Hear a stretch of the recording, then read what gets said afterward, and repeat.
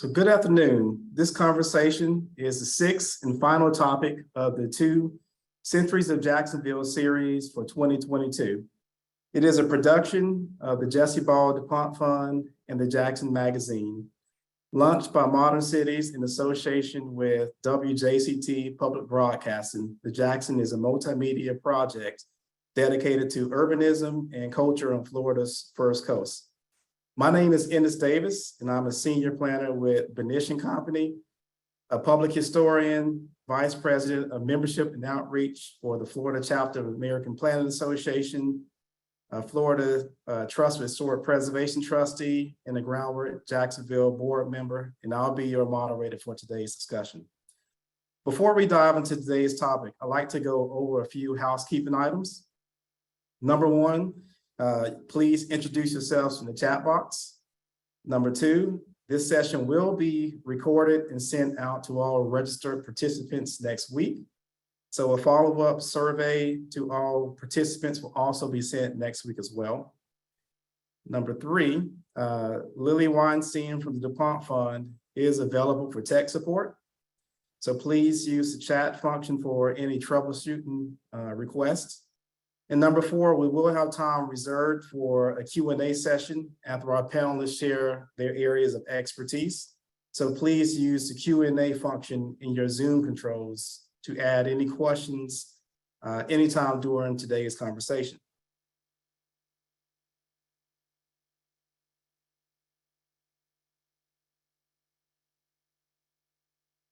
And let's go ahead and get started here.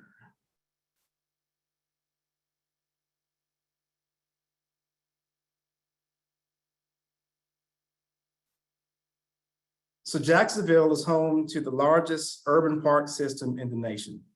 But what does that actually mean? Where does green space fit into with the growth of our city?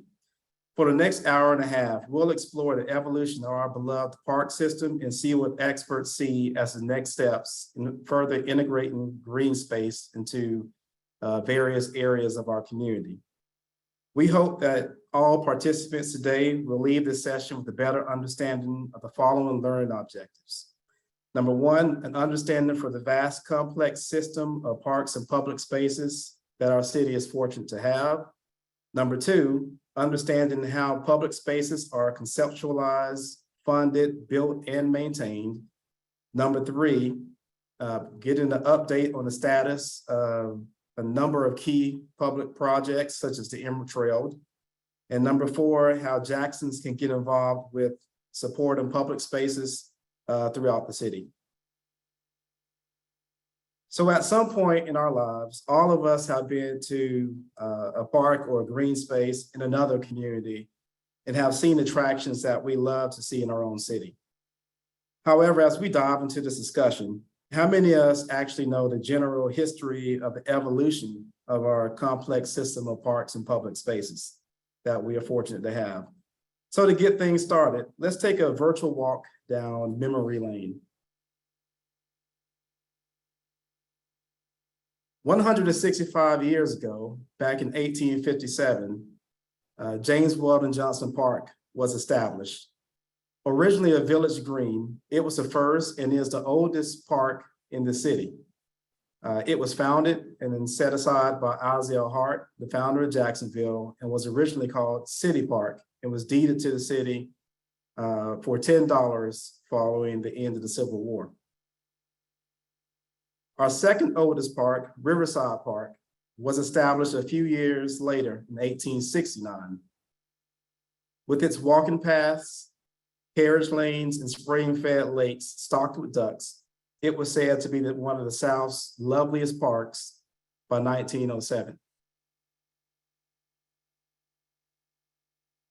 Covering more than 43 acres, Springfield Park was the city's third major public space and the largest for decades. Dating back to 1898, Springfield Park was created and developed in a low-lying land area marsh that was donated by the Springfield Company. Straddling Hogan's Creek, this flood-prone park contained the Great Fire in 1901 and spread north, as well as served as the original home of the Jacksonville Zoo. During the first decade of the 20th century, the design and planning of green spaces in Jacksonville was heavily influenced by the City Beautiful movement. Flourishing during the late 19th and early 20th century, this movement promoted beauty not only for its own sake, but also to create moral and civic virtue among urban populations. Locally, streams such as Westbrook Creek, which is shown here, became a central focus of these planning and City Beautiful movement efforts. This is best witnessed with the 1929 transformation of Springfield Park. To beautify this park and control its tendency to flood, the park was significantly altered with the channelization of Hogan's Creek into a grand canal featuring ornamental bridges, reservoir lakes, sidewalks, decorative balustrades, and light fixtures. A similar project to channelize McCoy's Creek from a marsh that was associated with the yellow fever outbreak of 1857 into a linear greenway in a 36-foot wide inland waterway for sport, boats, and barges was completed in 1930. However, the most ambitious green space of that era failed to materialize. Shortly after being elected, President Franklin D. Roosevelt instituted the Works Progress Administration, or the WPA. In 1934, to put Jacksonville citizens back to work, the WPA offered to build a 14-mile, 3,500 acre metropolitan park system for the city. This urban green space would have connected the Ribault and Ortega rivers, thus virtually converting urban Jacksonville into an island.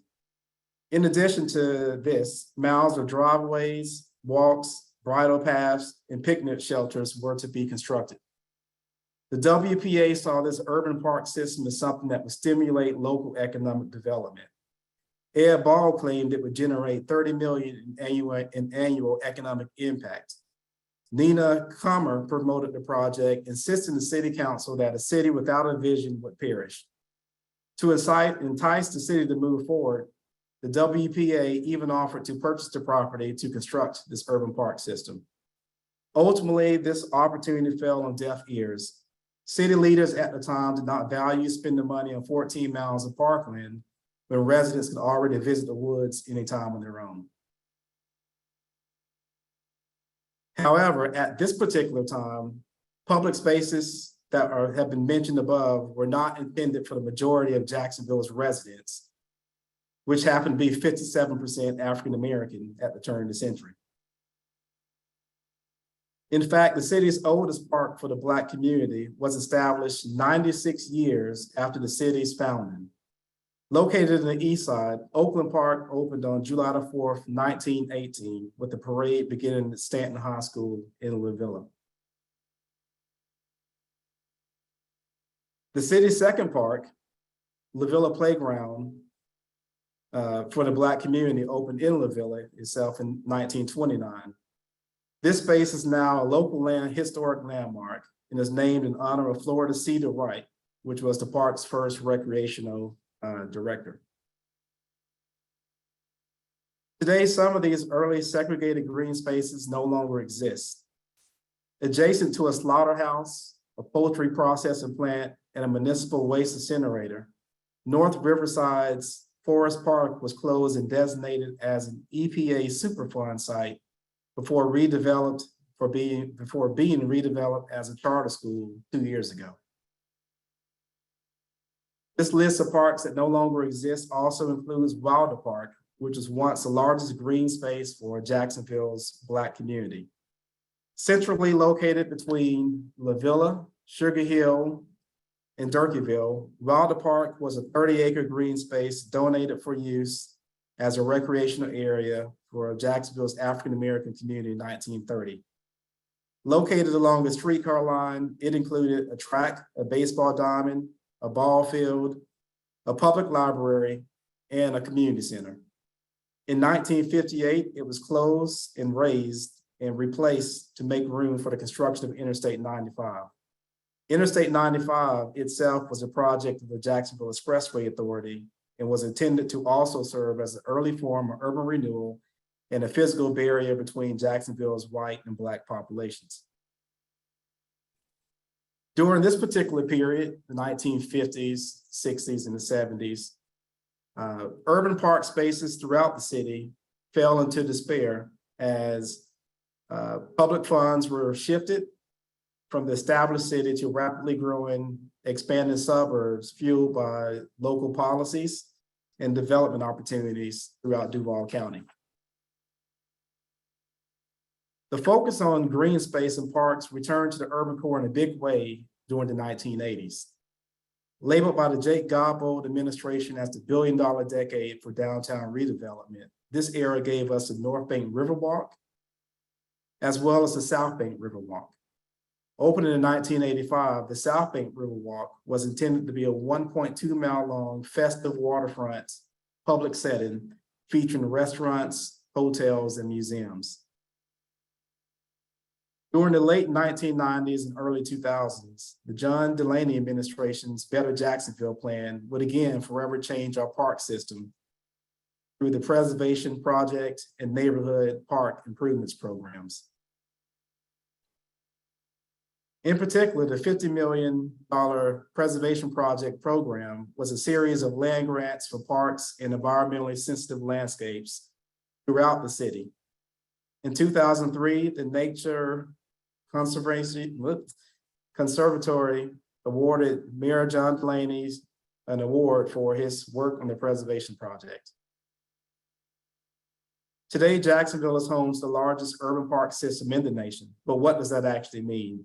And where does green space fit with the growth of our city? So to answer these questions and more, we're joined today by two local experts who were intimately involved with projects that are continuing to evolve our vast complex system of parks and public spaces. So at this time, I want to introduce you to Jill Ennis of the Parks and Recreation Department and Kay Ehas, who is the CEO of Groundwork Jacksonville. I'm going to let both of them say a few words about themselves before we get started. Jill. Hi, I'm Jill Enns. I'm a landscape architect with the City of Jacksonville Park and Rec Department. I am the Chief of Natural and Marine Resources, and that means I oversee the preservation properties, the waterfront properties, and all park improvement work. Thank you, Jill. Great to have you here today. Kay? Kay Ehas. I typically do not say a lot about myself, but I am the CEO of Groundwork Jacksonville. I have been with the organization now 5 years, and I'm really excited about our work and passionate about our work and proud of the progress we're making. Thank you, Kay. So before I ask Jill and Kay a few questions, I do just want to just kind of say again, if you have any questions for Jill or Kay, please just go ahead and list them in the Q&A session as we go through over the next hour. So Jill, I'm going to ask you the first question here from a Parks and Recreation Department perspective. You know, how are, public spaces conceptualized, funded, built, and maintained? And then just in general, what are the status of some of the key projects and initiatives that you all are working on at the Parks Department? Thanks for the question, Ennis. And I'm going to share my screen to talk a little bit more about Jacksonville Parks and kind of current status and some of the planning projects that we're working on. So with that. So hopefully everybody can see my screen. Okay. So of course, this is the Treaty Oak. Just an overview about the park system here. As Ennis mentioned, this is the largest urban park system in the US. With that, if we look at the state parks and national parks that are located here, it's 80,000 acres. Within the city of Jacksonville, it's about 36,000 acres. We have 2 oceanfront parks, Hannah and Huguenot, that offer camping. We have 59 miles of paved trails and 141 miles of unpaved trails, and countless trees and smiles when people are walking on those trails.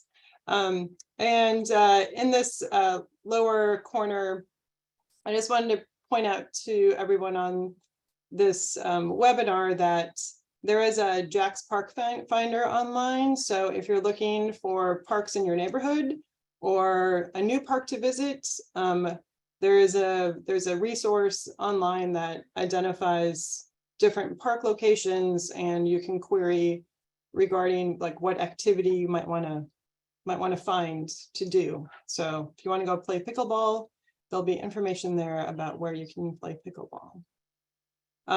We have 195 playgrounds, and here are locations of our playgrounds. We are in the process of upgrading approximately 45 playgrounds, and on our website there is a list of when those playgrounds will be updated. So that's all available there, and kind of what happens with playgrounds and evolution from existing conditions to design. And then here's a quick before and after. I'm sure a lot of people have seen the classic tan and green playgrounds that were all put in the, I think over 20 years ago. And so we're slowly changing those out to more modern equipment. Here are the status of all of our courts: basketball, pickleball, basketball, tennis. And where those are located. Again, over the past year, the Parks Department did receive $50 million in the Special Committee on Parks. So we're doing a large change out of existing infrastructure from playgrounds, restroom upgrades, court surfaces, and other special projects. So this is one of those, is to revamp and resurface and reconstruct courts. As Ennis mentioned, the preservation parks are another key element of the park department. Outside of the active parks, our preservation properties are really special and unique places to visit. So if you haven't visited one lately, find one in your area. Most of them have trails, picnic areas. Some of the more popular ones are Hannah, Huguenot, Betts Tiger Point. We've been putting a lot of work into recently, and that's part of a Seven Creeks initiative, which is a joint venture between the national park, state parks, and city parks. And they're just amazing, beautiful spaces that you just can't see anywhere else. Our recreation and community programming element kind of activates the active urban core parks. That group maintains parks, provides activities and amenities at pools, tennis centers, community centers, and then does after school weekend programming. So I want to talk to you a bit about our current master planning process. This was again funded by the Special Committee on Parks. There's been a few planning processes in the past to kind of guide our way into how parks are formed within Jacksonville. So the image on the left is from 1969. The one in the middle was done in the late 70s, and the one on the right side was done about 20 years ago. So we haven't had a master plan in 20 years for the park department. So we are in the process of analyzing and creating a new study. So with that, we have a GIS dashboard as to where all the amenities are within our parks. And we're doing an evaluation of all of our parks. So with that comes information regarding the quality of the park. So how does the park look? How does the park feel? Are the amenities located within it up to date? Is the structure in good condition? Do people feel safe there? So we're answering all these questions, and then we're going to be moving on to the next phase of the process, hopefully this spring and summer, we'll be inviting the public to provide feedback as to the parks in their neighborhood, what they want to see, where we will be missing park spaces as we continue to grow. So it's going to take into account kind of future comprehensive plans and where parks are going to be needed, where we might have overlaps. So some of the previous planning work that was done from a city perspective wasn't as geographically rich as it is now, because we have tools like GIS. And we also know a lot more about resiliency. So we're going to be scoring these, the existing parks and future parks too, from a resiliency scoring matrix, as well as a social equity matrix. So look for these public outreach opportunities soon. So, and then current projects, we're revamping senior centers and community centers. And this is the list of the projects currently underway. We've got, and then I'm just going to go through a few projects that we're working on. CT Brown Sports Complex on Gulf Air and Moncrief. We're going to be adding a shaded court area. So it's 2 basketball courts, but it can also serve as like community outside rooms when it's really hot out and people want to get together. So kind of opportunities to be outside. With COVID, we started working on a lot more, how do we keep people outside but protected from the elements. So this is one of those locations that's going to have a shaded court surface. The Fort Family Fields are being constructed now. So it's going to have tournament play in this location. And we're redoing one of the flex fields. So this will be our first synthetic field that has lacrosse, soccer, and football. And these courts they get beat up because there's so many people coming to use these flex fields. So the Cecil softball complex, the equestrian center is located here, and the swimming pool is located here. We're adding softball complex again for more tournament play and trying to bring people to the region. We lose a lot of sports tourism to places like Daytona and Orlando because we don't have the facilities located in Jacksonville. So really trying to increase people staying in Jacksonville. And then some just kind of giving some love to existing fields as well. Drew Park has some drainage issues, so we're adding synthetic turf to the infields to help alleviate that and make those more playable. The JP Small ball fields, we're looking at kind of readjusting the field locations, adding additional restrooms, museum space, playgrounds, and kind of increasing the field presence as well. And here are some images associated with improvements similar to that. And then Artist Walk is a project that we're collaborating with Kay and Groundwork Jacksonville group on from a Emerald Trail standpoint. Hopefully many of you know that FDOT is constructing a bike ped bridge next to the Fuller Warren Bridge.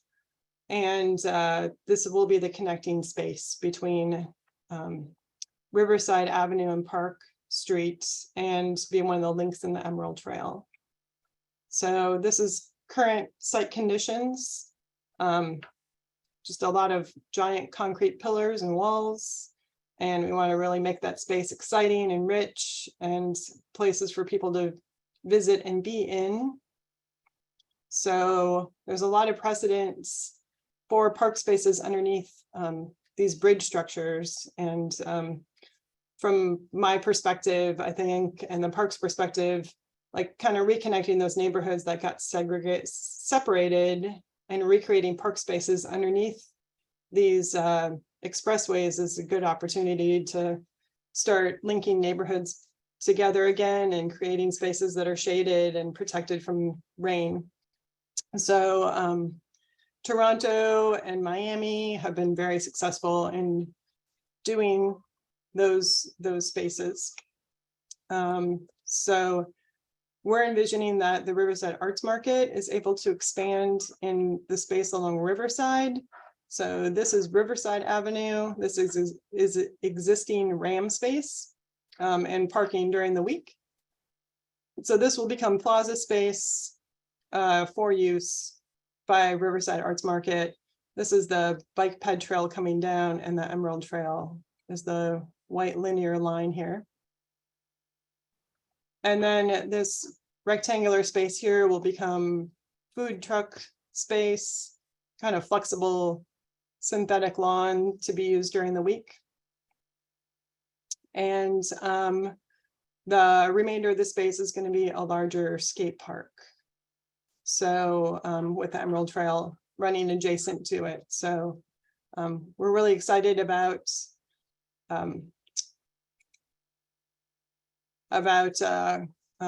getting these projects underway and moving them forward and working with Kay and a lot of other collaborators here in the city.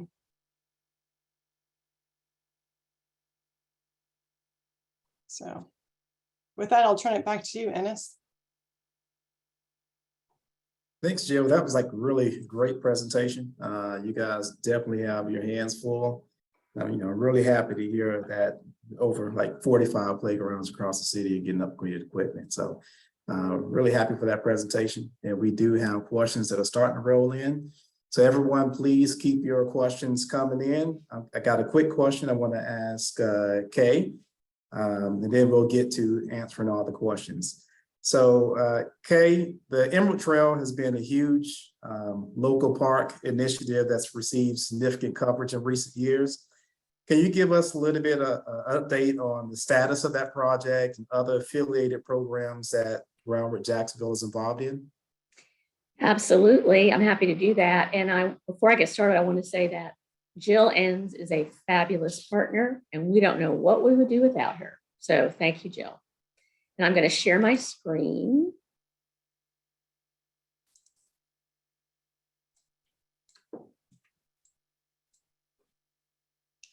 So some of you are probably familiar with the Emerald Trail, but I'm going to start with, for those that may not be. So Groundwork Jacksonville raised private funds to develop the Emerald Trail Master Plan, and the city of the Jacksonville City Council adopted it in March of 2019. When it is complete, it's going to be 30 miles of contiguous trails and linear parks, and includes the ecological restoration of both McCoy's and Hogan's Creeks. So as you can see, it's a major connector connecting neighborhoods to each other, downtown and the river, and to schools and parks. There are an additional 13 schools and 17 parks within 3 blocks of the trail. The solid green lines are what are existing today. So this is the S-Line rail trail with a gap in the middle, and then the river walk. The blue lines indicate trail segments that are in either design or construction in only 3 years. And so that's almost 40% of the project. So what Jill talked about is number 11 is the shared use path crossing the Flora Warren that the FDOT is doing, and it should be open any day now, like any day now. They keep saying it's going to be open, but it should be soon. Number 12 is San Marco, and that is being handled exclusively by the city. And number 10 is McCoy's Creek. So this is the main stem, and then it branches north and south. And this part of the creek, the city was not in the city's scope, so Groundwork has taken that on for both design and construction. And then 5 and 9 are Hogan's Creek, just so you know that. And then, of course, these 2 trail segments. So we have 5 active projects right now, the 2 creek restorations, 2 trail segments, and then creating watershed plans for the McCoy's and Hogan's Creek watersheds. So McCoy's Creek was our first design project that we started in the summer of 2018. Design reduces flooding, improves water quality, creates habitat for fish and wildlife, and creates access and recreation for people. The project has 3 phases. Phase 1 is under construction. For those of you familiar with the area, it's the section between King Street and I-95. We removed a road that continuously flooded and cul-de-sac the residential streets. So the top left photo is within phase one and shows where the road was, which was right here. It now looks like the creek because Mother Nature immediately took that space over. And then the cul-de-sacs are designed to be community living rooms and will be landscaped. The two photos on the right are close-ups of the retention pond between the two cul-de-sacs. It was a typical, not very attractive city retention pond. This actually happened funding from a grant that the Parks Department applied for from the state. There's now a living shoreline, trees, and a boardwalk and benches. The photo on the bottom left is where the water will flow from the retention pond to the creek through vegetation and rocks to clean it before it enters the creek. It's known as a step pool channel as it will flow downhill. And then we have grants pending to construct the branches. And when they are awarded, which should be by January, we will be under construction by next summer for that portion of the creek. So trail segment number 1 is under construction and will be complete by March of 2023. These are photos of Florida Dwight Park that the city's Parks Department is improving because the Emerald Trail is going through it. There'll be a new playground, there's a new basketball court. One of the goals that we mutually share with the Parks Department is to make every park the trail connects to a great park. So you can see the trail being built right here. And then there will be a number of bioswales, and like there'll be a large bioswale here. And then there's also a couple more bioswales or rain gardens throughout the segment number 1, and native plants and trees will line the trail. So trail segment number 2 is under design, which will be completed by February, and under construction by the summer or fall of next year. The city already has that money budgeted. Along much of this segment, stormwater will be directed into bioplanters to both help with runoff and to clean the water prior to entering the drainage system. For this trail segment, we pulled together a steering committee of Hogan Street property owners to guide the design. Property owners are investing, I think, much more than $200 million in both historic building restorations and new structures along this corridor, which will be comprised of retail, restaurants, and apartments. It's really exciting to see. So there have been many, many plans and designs to improve Hogan's Creek over the years. The latest was the Army Corps in 2011, and they pulled out because of contamination concerns. So Groundwork secured a grant matched by private dollars to complete the preliminary design. Otherwise, this project would not be underway today. And breaking news, if you haven't seen it, we have just been awarded a National Fish and Wildlife grant for almost $6 million to complete the design. And it'll be about a 2.5-year design project. Again, our approach is ecological restoration. It's more complicated than McCoy's because it is very constrained by development and road crossings. These photos are of Springfield Park today on the left and what it will look like when the design is implemented. So the Emerald Trail is a long-term partnership with the city of Jacksonville, both Public Works and the Parks Department. It'll be a city park when it's done. Groundwork and the city will share programming and ongoing maintenance responsibility. Our funding agreement with the city has been to split trail design costs 50-50 and the city pay construction. Groundwork funds the preliminary creek designs and works to secure final design and construction grants. So with our contribution of almost $5 million so far, that has leveraged $80 million in public dollars. So it's a 94 to 6% split, which I think is an incredible return on investment for the private sector. So we just kicked off the watershed project, which will create a watershed plan that encompasses both McCoy's and Hogan's Creek watersheds in partnership with the communities within these watersheds. It will be an implementation plan that tells us the location and type of green infrastructure to plant to help reduce flooding and improve water quality. The parks located in the watersheds are shown in green. Vacant undeveloped parcels are in yellow. There are a total of 856 acres of vacant land, with the city owning 43% of that total. It's a lot of opportunities for green infrastructure. There are 10 neighborhoods within these two watersheds. 68% of residents are low to moderate income. 75% are people of color, and then as you see, 33% are living in poverty. So CREST is the environmental stewardship training program that Gloria McNair, our manager of equity and community engagement, developed 3 years ago as a result of her engagement with the McCoys Creek residents. It's for both youth and adults and includes classroom instruction, field trips, and neighborhood cleanups. The North Riverside neighborhood, also McCoys Creek neighborhood, created a 10-year vision, and Gloria worked with them to draft a plan to implement that vision. And I'll talk about the Emerald Trail Stewards in a minute. So this is what's being advanced currently in North Riverside's equity plan. Housing is of the greatest concern as an anti-displacement measure. We recently implemented a home repair program in North Riverside, and Groundwork Jacksonville is serving as the fiscal sponsor. So we have received a grant to put in new cool roofs, gutters, downspouts, rain barrels, and rain gardens for 23 homes. And that project will happen next year. CREST participants will take on mapping gray infrastructure needs and then put together requests to the city to fund it, identifying vacant and abandoned structures as possible opportunities for affordable housing inventory and to improve the neighborhood. And then neighborhood residents want to protect both structures and culture and consider North Riverside to be a single family historic neighborhood. And so we'll be working with them to apply to become a National Registered District. So Groundwork will partner with the city to maintain the trail, and we will train and employ residents from the urban neighborhoods and certify them in horticulture and high-level landscape maintenance. As we've been funded for a 6-month training program. We'll start in January.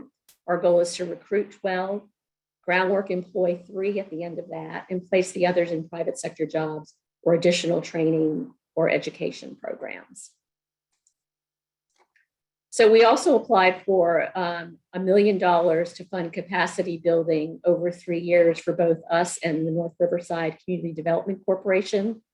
As you can see, it will provide funds for the case and construction managers that actually work for the North Riverside CDC to determine eligible home repairs.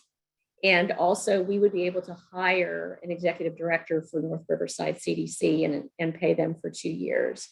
And then also just pay residents to both lead and participate in our engagement work for the project. So keep your fingers crossed that we get that grant because it'd be huge.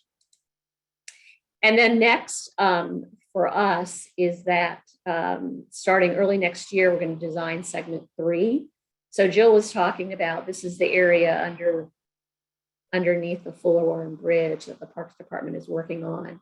We have a segment that goes from Rim up to Memorial Park, and then we continue through Riverside Park all the way over to connect to McCoys Creek. So Groundwork Jacksonville is committed to funding 100% of the design for segment 3, and we'll be issuing a request for qualifications early next year to begin that design. So I'm going to stop sharing so that duPont, I'd like to show you a short video of the Hogan's Creek design that I think you will find interesting.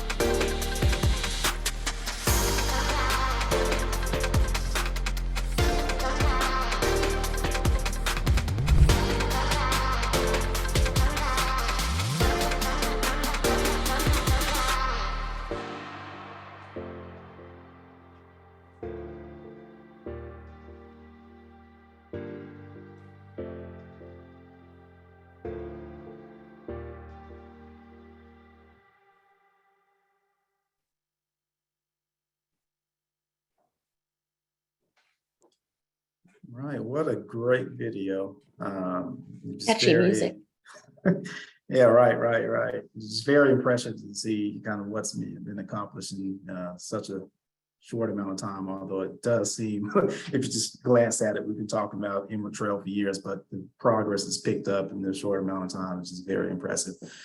So we're going to jump into our Q&A session. We're going to be joined by Sondra Fetner.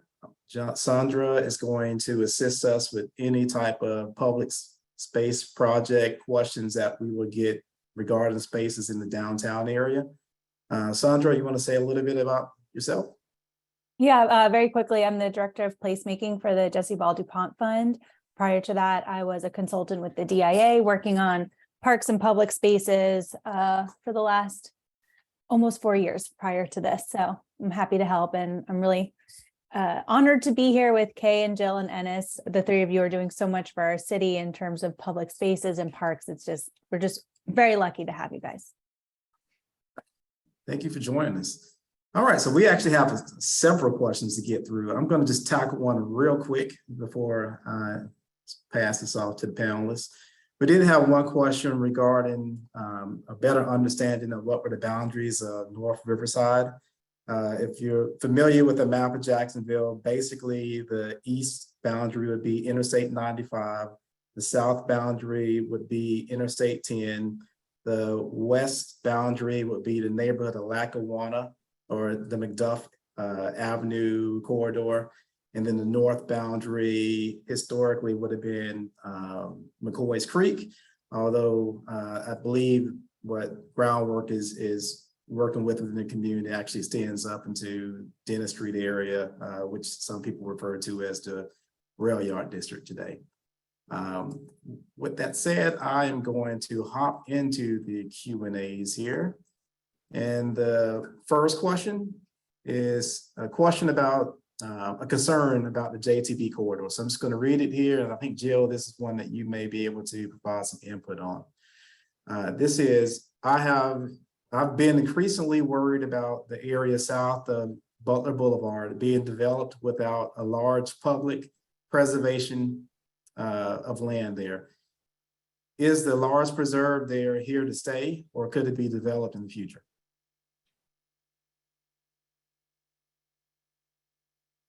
I have to unmute myself first. There is a large, so there's, I guess, kind of two park properties I know of. There's the Hodges property. Can't remember how many acres it is. I believe it's over 500 acres that is being donated to the St. John's River Water Management District, but will be managed by parks. So that is one space that will be preserved. It's not all of the space off of that road, but it's a pretty sizable donation. And then there's a smaller property on AC Skinner Parkway that we're working on a kind of another smaller park space, and I think that's 15 acres. So those are the two park projects, abutting Butler Boulevard to the south. Thank you, appreciate that. I'm going to jump into the next question here, and this is probably for both you and Kay, Jill. This question is regarding pickleball. Are there any larger dedicated pickleball centers planned? For example, 16 courts or so that could attract tournaments and leagues? So we have, I don't remember how many courts we have at, so Southside Tennis Center has, I think, 6 or 8 pickleball courts. We're in the process of creating new pickleball courts at Argyle Forest, and that's going to be 12 courts. We're working with FDOT on additional pickleball spaces underneath one of the freeways downtown closest to McCoy's Creek. So we're still trying to find a space with FDOT for a larger pickleball facility. So those are the larger ones we have currently. Thank you. So, Kay, I have a question for you regarding the Emerald Trail. Will the Emerald Trail be connected along our downtown riverfront between McCoy's and Hogan's Creek with room for walking and bikes? And Sondra, that might be a question for you as well, since that sounds like that's the downtown riverfront. But I'll let you two try to handle that. So the Emerald Trail will connect to the Riverwalk in 4 locations: at Ram, at McCoy's Creek, at Hogan Street, and at Hogan's Creek. So we can get you to the river in 4 different ways. And getting you to the river, can you talk a little bit about the width of the trail? I think, they're wondering if it can accommodate both bike cyclists and pedestrians. So the Emerald Trail, the minimum width we're trying to go for is 14 feet wide, which would be shared with both bikes and pedestrians. But we aren't doing the Riverwalk, right? So the Riverwalk's existing. And I know the North Bank Riverwalk is, I think, plenty wide. I don't know what's happening. And I believe the river is going to be extended all the way to Metro Park, but that's a Jill and Sondra. That's a true statement. Yes, true. Sondra, could you highlight a little bit about the river walking, kind of just a downtown riverfront parks initiative? I think that probably ties into the width of what's there today versus what could be there in the future. Yeah, I could share my screen and show a map from the DIA master plan that gives a good idea of all the green spaces and the Riverwalk. So I'm going to do that real quick. And I'll also share a link for this. So if anyone wants to see it after this, they could easily access it. So here is the downtown boundaries, and you could see in green, that's the Riverwalk that's going to connect all the way through to Met Park. And then we're working on extending the Riverwalk through River's Edge and then across here on the South Bank. And what's really exciting is we have several parks along the Riverwalk that are coming online or are being fixed up. So on the North Bank, we've already talked about Ram and Artist Walk. We have an existing park called Sidney Geffen Park that not a lot of people know about. There is public parking at this park. It's right next to the Alfred DuPont Trust building, and there's public parking. So it's really easy to access the Riverwalk here at any time of day. You all have here where One Riverside is being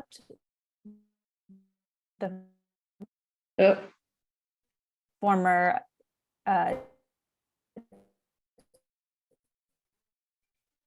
TU that is always okay and moving it. I'm sure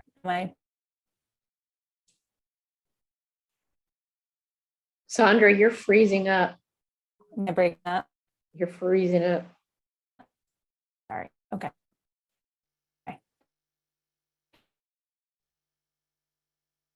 Good.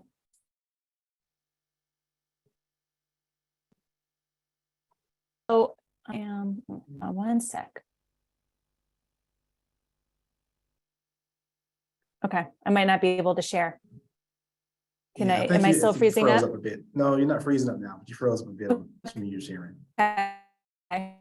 Sorry, I had to move somewhere else for the rest of this meeting. And I'll share that link really quickly in the chat box. But basically, we have the Riverwalk extending across the DIA boundaries, and McCoy's Creek, Kay mentioned, is being daylighted to the river, and there will be an additional park right at where McCoy's Creek will be moved to, and where Corkscrew Park is right now, where you can go up the ramp. And we'll also have a park at the Performing Arts Center, and that's going to be a music themed park. We'll also have a park that's almost, I think it's at 90% design right now for the former landing site. There will also be a park at Shipyards West, and that's the Kids Campus Replacement Park. So that's going to be, I want to say 14 acres of park space, and that is in design right now with agency. And then we have Met Park at the end, and that is going under redesign. I think the RFP is out right now, Jill, is that right? Or it's about to go out for the RFP for Met Park? It's back and it's Oh, being graded. Good, Mhm. awesome. Yep. Okay, and then the River's Edge district on the South Bank, that's a big community development that's going on next to the school board. That will have 4 destination parks, 1 central park. They're also putting in a walking trail with a medicinal garden. So they're doing some really cool things over there as well. And I will share that link. I think I hit them all. I appreciate that. Yeah, sorry, my internet was not stable. Right, and this is going to be a question here for Jill. Jill, does the park department have an equity policy? For example, are there parks in traditionally disadvantaged communities being prioritized for upgrades sooner? We don't necessarily have like 2 lists of things to do from an equity standpoint. It's as things come in that are broken and are safety concerns, those are usually addressed first, no matter where they are. So I think from an overall planning process, we're including equity just to make sure that all the parks are equally have equal amenities and located in areas where they need to be. So Thanks. Sondra, I'm going to refer this back to you since this is a downtown project, and Jill, you may be able to hop in here as well. This question is there a plan to physically revamp James Weldon Johnson Park in downtown? The Friends group has helped a lot, but there's only so much they can do with the outdated plaza as it currently exists. that's a question I can answer. Thank you, Jill. So the Parks Department is in the process of trying to receive a grant from the state to redesign JWJ Park. So, And I believe that particular grant is the African American Culture and Heritage Grant. correct. Yeah, I actually happen to be on that review panel, so I do know that the state has like a backlog. Well, the state has a short staffing issue, and so Yeah. that's why a lot of recipients hadn't gotten the green light at this point. But it's in the process. Did you vote for it, Ennis? That one I want to You don't have to say answer. that there are the local ones. I typically try to take myself out of the vote. Mhm. There were several that I couldn't vote on. All right, I'm going to hop back into the Q&A session here. Let's see. Actually, I'm going to go back to the chat. We've got questions in both boxes here, so I'm going to go to the chat real quick. This is a question. I may be able to answer this one, but Kay, you can hop in if I get this wrong. This question is the current parking structure that is being demolished on 8th Street and Perry Street, does it have anything to do with the Hogan's Creek restoration? I believe that does not have anything to do with the I Emerald don't know. Trail. Where's Perry Street? That's basically on UF Health Jacksonville's campus. It was the old, I want to think that was Methodist Hospital back in the day, or. So what's happened? So UF Health has a 30-year vision plan. Their goal is to, like, they're really excited about the Emerald Trail and the Hogan's Creek restoration because they want to make their campus more open to the community. And so we will be daylighting, the creek right now runs underneath their parking lots next to Jefferson for over, I don't know, I think it's over 1,200 linear feet. And we will be daylighting the creek as part of the Hogan's Creek restoration project through the campus. But I don't know where Perry Street is, so I can't say. It may have something to do with their vision. Yeah, so Perry Street is basically to the east of what you're talking about. There's a couple of buildings sitting in the middle of that. Perry Street, actually Boulevard, you know where Boulevard Yeah. Boulevard is at. So Yeah. Perry is east of Boulevard. Yeah, So I it's think a that's parking probably lot. part of their The vision. overall vision. Yeah. And then, Kay, while I have you here, I'm going to ask you another question about the trail system. And Jill, let's go for you too. Is there any plan to continue the S line on the north end, which is near Bono's Barbecue and Norwood Avenues? This is up where the S line terminates currently near Gateway Town Center. Are there any plans to continue north from that terminus point? So Groundwork Jacksonville has no plans currently. What I say to people is, let's get this 30 miles done and the 2 creeks restored, and then we'll look at expansion. But I don't know if the city has any plans. And I'm going to circle around and ask you another question since you just answered that one pretty quickly. What is the split for public and private funding for all construction of all phases of the Emerald Trail? They heard you say that the plan was privately funded, but they are worried about construction funding. For what? So all phases of the Emerald Trail. Okay. So the split between public and private funding. yeah. So there's going to be a big, I'm not sure yet, but let's just take it for the projects currently. The city is paying construction costs for links 1 and 2. The mayor, although we won't be in office by the time we're ready to construct Hogan's Creek, committed to constructing Hogan's Creek, paying to construct Hogan's Creek. And what we would be doing is helping the city by writing grants, because I think that's like $130 million or more construction project. So the more we can help the city acquire grants for that, that will be good. McCoy's Creek, the city is, our branches number is about 7% of the total project. Otherwise, the city is funding the McCoy's Creek restoration project, which includes the trail next to it. We have $132 million in gas tax dollars being paid out over 30 years, which is the conundrum. It's 30 years and we want to be done in 6. That is supposed to fund the last 5 trail segments through a JTA partnership. And we are still working with them to determine, is $132 million enough, or do we need more money?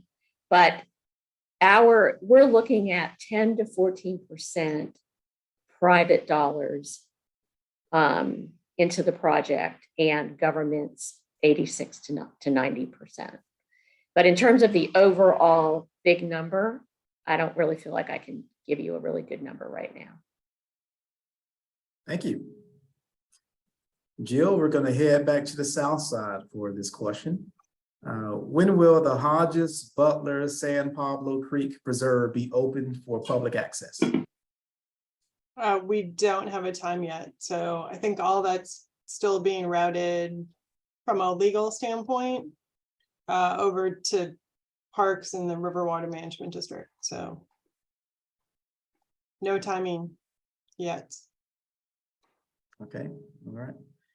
And this is going to be for you, Sondra and Jill. So just bear with me. This is going to be a long one here, but it involves North Bank Park space. All right, so here we go. I am concerned that the potential park space on the North Bank is going to be swallowed up by buildings and hard surfaces. The proposed high-rise at the old landing site wants to have its canopy extend into planned park space. Further east, the fire museum people already say they need a museum in addition to the firehouse. The Orlick wants a visitor center, and a group wants a Heroes Park to go somewhere in the area. All of these places will want parking nearby, and Mosh will swallow up a big chunk. When all this is done, the actual green space will be greatly reduced. So this individual is concerned about just the potential green space that will be in the North Bank going forward. Do you want me to answer it, Jill? If you want to start. I could I've got start. ideas too. So Well, with respect to the Shipyards West Park, that one has a requirement that the space has to be open for recreation. And that's because there's a Florida Recreation and Florida Recreation Development. Can't remember what the AP stands for, but it's a FERDAP grant that was moved from the kids campus site to there. So I think 10 acres of that has to remain open as open space, park space, recreation space. So there can't be a ton of structures on the site or development for residential or commercial. So it's pretty tightly contained on there. With the Heroes Park for the Orlick, that's not in the plan right now. That's not to say it can't happen. It's just not on the plan. And Shipyards West is being designed right now with agency. So there's still a lot to come with that before we know exactly how the Orlick's Heroes Park question goes. So I can't answer to that. I don't think there's any more questions that I can answer in there. Jill? I think from the landing sites, there's been a clear delineation too between park space and what would be built from a vertical tower standpoint. And those are closely linked. So the idea is not to have the building kind of undo or go over the top of existing park space. They're trying to integrate. So if you walk out from the potentially new building, you would be on grade with park space or kind of the Main Street Bridge pedestrian way. So the idea is to integrate some of the commercial uses and private adjacent uses with park space to make them both better. So having people adjacent to the parks is also pretty important. And then I think there was a question about Mosh. Mosh is east of Hogan's Creek, so it's not part of the Shipyards West property. And they also have a footprint that they have to be maintained within for their building structure, and then the area surrounding it will be park space and Riverwalk. And just to add, if you look at the master plan that I put in the chat, you can see where the Orlick is located on Pier 1. You can also see the footprint for Mosh. I'm not sure if that's the most recent footprint size, but that gives you a good indication of what was planned since the last bid update. Thank you. So just to circle back real quick to Janesville and Johnson Park, for anyone who is interested in what's going on in that particular project, in the chat box, Laura Edgecombe from Build Up Downtown has mentioned that for anyone with questions, she's on the strategic planning committee and happy to connect offline. Now, I'm going to jump back into Q&A, and I'm going to do a mix of a Q&A and a chat question for UK. And both of these are involving Springfield. All right, so first question of this two-part question, I would say, is what is the current timing projection for segment 4, which is the S-line connector? And then will the Emerald Trail run on either Liberty Street or Walnut Street on the east side of Springfield? So I'll answer the second one first. It's going to go down an existing alley between Liberty and Walnut Street in Springfield. So segment 4 would be after segment 3. So it's like 12 to 18 months to design segment 3, because the JTA wants to go after federal grant dollars to help with construction. And so that means we have to do a PD&E process. So it'll take longer to do the design. So I would say within a year and a half, we would be designing segment 4, if that's helpful. Very Answers helpful. the question. Okay, we're going to keep going south here. So this is a question for UK on the Riverside segment. In the part along College Street, let's see, let me get my mind around what's seeing it here. Okay, so for the Riverside segment, specifically along College Street, what will that segment consist of? Will it be dedicated biking and walking lanes, new landscaping? Will there be any new tree plants?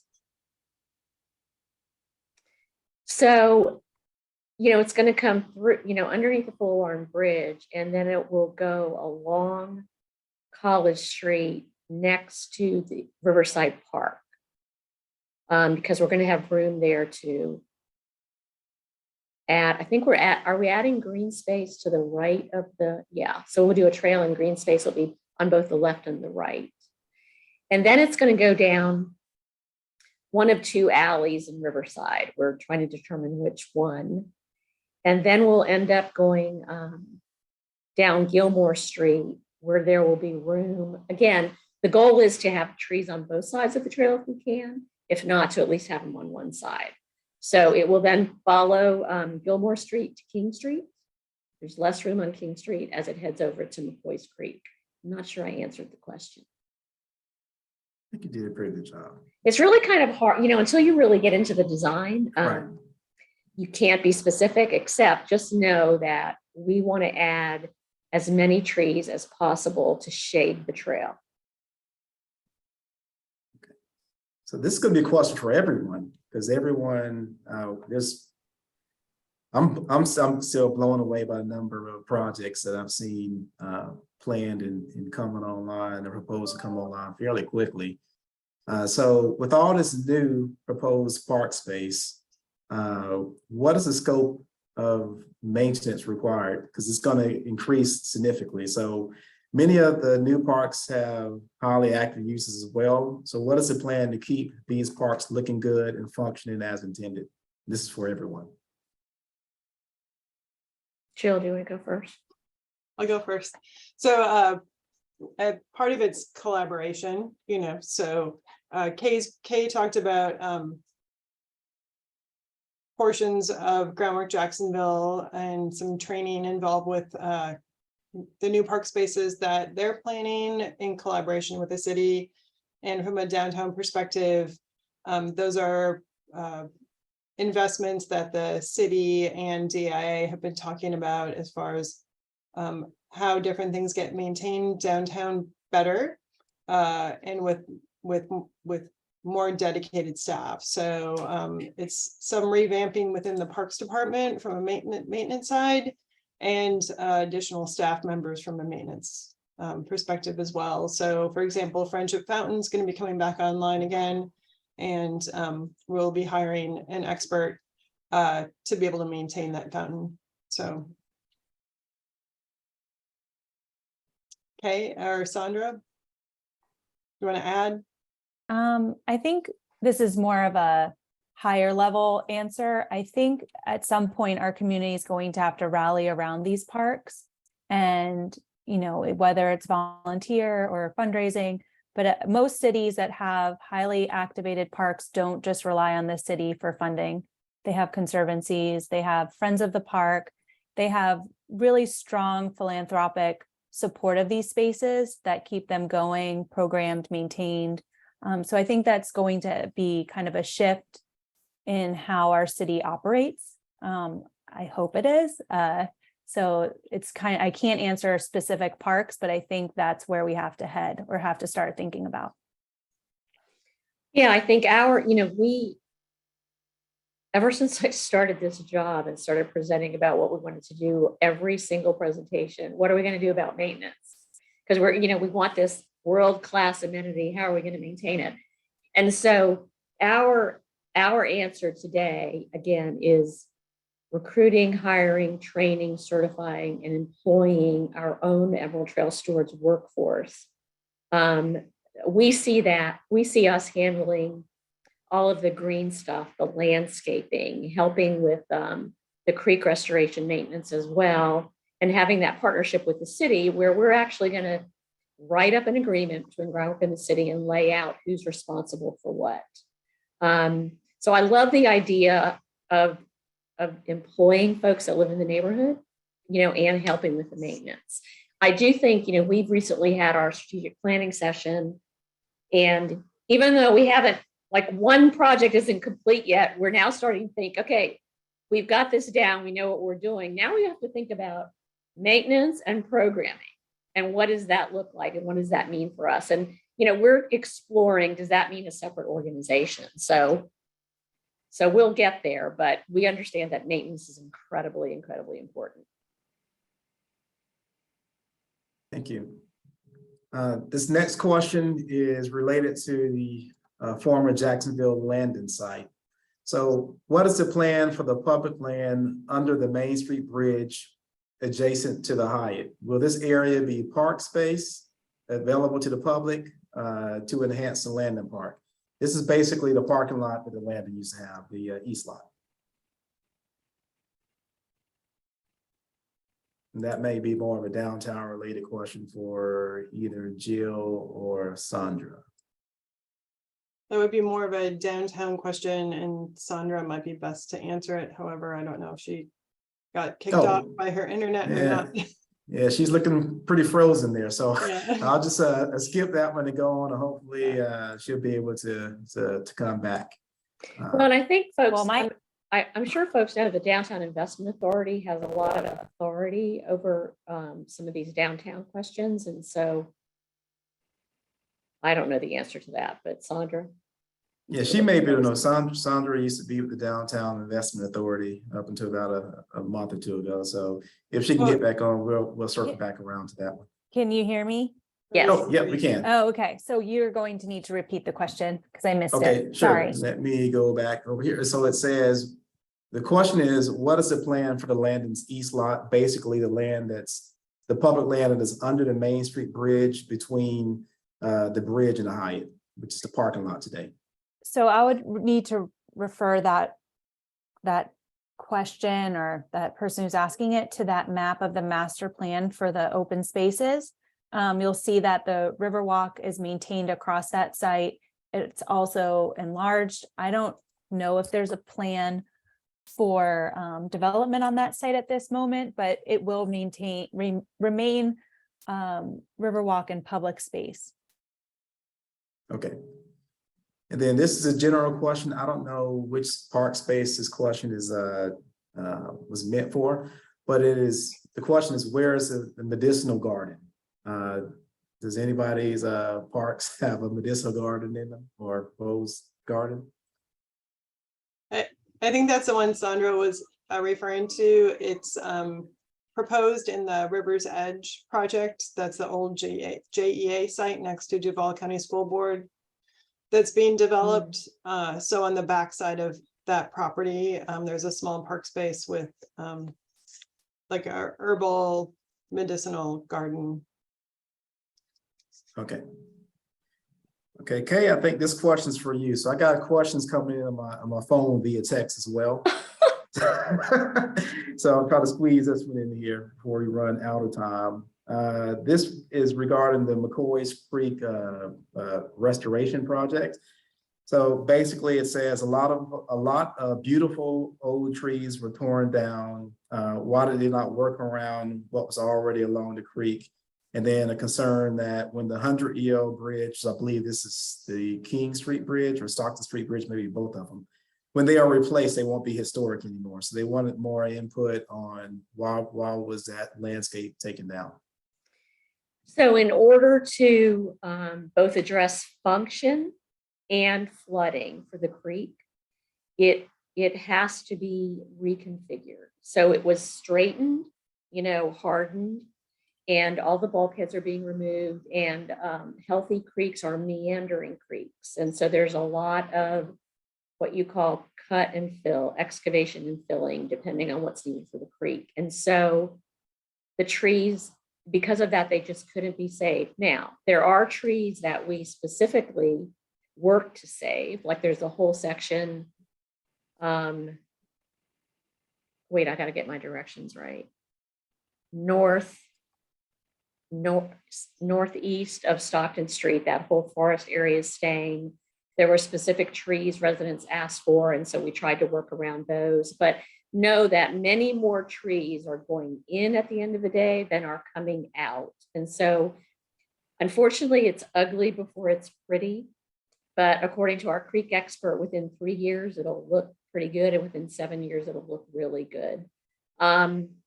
What was the second part? Oh, the bridges. So again, two reasons for the bridges. One is the city wanted to raise them up to make sure they weren't in the 100-year flood event. So those roads would always be passable. But then the creek needs them to be wider for the creek, right? So the expanse needs to be wider. And the new bridges will be designed to replicate the existing railings, if that makes sense. Again, at the request of residents to be able to do that. So just like in Riverside Park, where the Parks Department had to replace those balustrades, you can have them made to look exactly like what was originally there, although it's not original. Okay. And we're going to circle back to downtown, and this is I'm going to combine two questions here, and they both focus on the landscape. The first question is an effort being made to protect the existing mature trees along the North Bank riverfront, as well as Friendship Fountain?